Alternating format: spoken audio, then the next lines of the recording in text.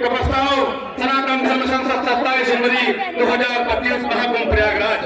प्रस्तावना यह अधिनियम भारत में हिंदू मंदिरों, उनकी संपत्तियों, नियमों, सनातन धार्मिक परंपराओं के प्रबंधन, संरक्षण एवं निगरानी के लिए एक केंद्रीय सनातन बोर्ड की स्थापना करेगा।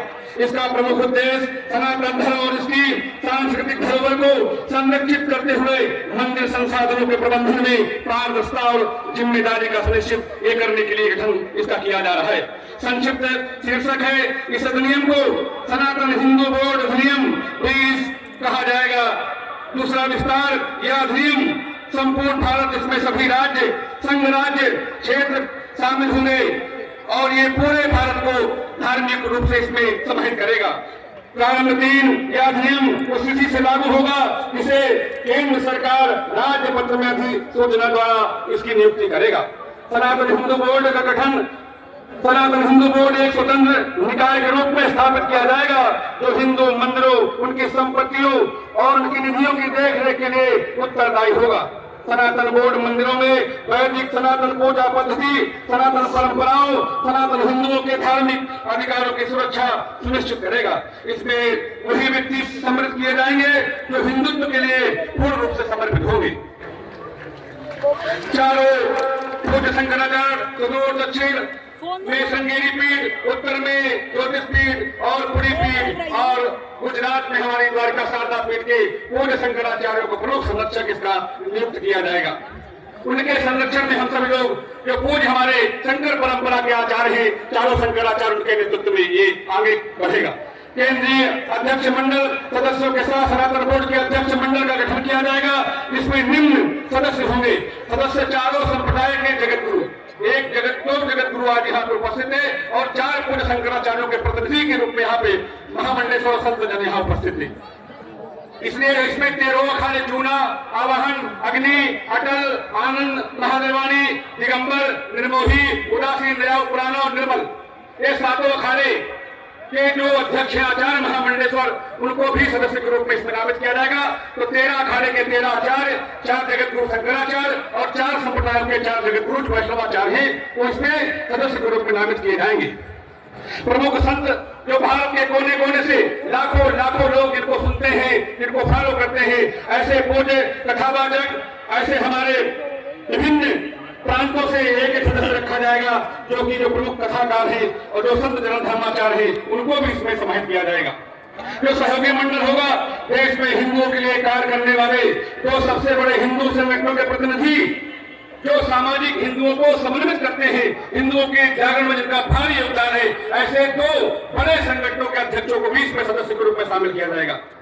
देश के विभिन्न भागों से प्रमुख संत कथाकार धर्माचार्य और देश के प्रमुख मंदिरों के जो ट्रस्टी है, जैसे 12 ज्योतिर्लिंग, हमारी वैष्णो देवी, अमरनाथ बाबा और जो 51 शक्ति प्रधान शक्तिपीठे हैं, 52 शक्तिपीठे हैं, उनके पीठों के जो ट्रस्टी प्रधान हैं या महामंडलेश्वर या आचार्य जो भी उनका संचालन करेंगे, उनके अध्यक्ष को भी सदस्य के रूप में इस बोर्ड में समाहित किया जाएगा।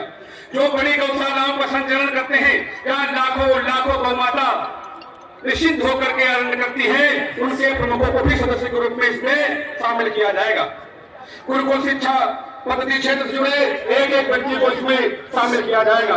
सलाहकार मंडल जो इसका रहेगा वो न्यायपालिका जो रिटायर्ड जस्टिस है, जो जिनके नेतृत्व में राम मंदिर ऐसा फैसला आया, ऐसे सनातनीय विचारधारा को आत्मसात करने वाले ऐसे माननीय जो न्यायाधीशगण हैं, उनको भी सदस्य के रूप में इसमें स्थान दिया जाएगा।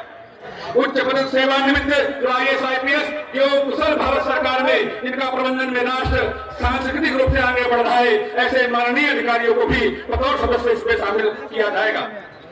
मीडिया क्षेत्र से भी जिन्होंने हिंदुत्व को आत्मसात किया है, हिंदुत्व को जिया है, हिंदुत्व की विचारधारा को आगे बढ़ाने में जिनका बहुत अमूल्य सहयोग है, ऐसे सामान्य मीडिया के अध्यक्षों को भी बतौर सदस्य इसमें शामिल किया जाएगा।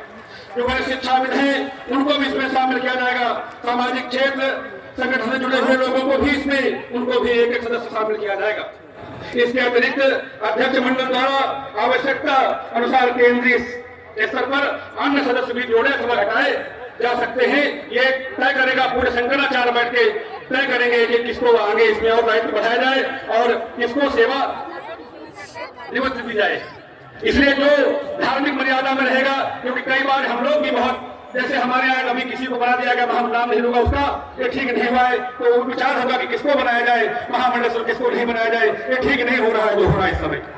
संरक्षक मंडल की सहमति से अध्यक्ष मंडल देश के विभिन्न राज्यों में सनातन बोर्ड की राज्य स्तरीय समिति का गठन हुआ।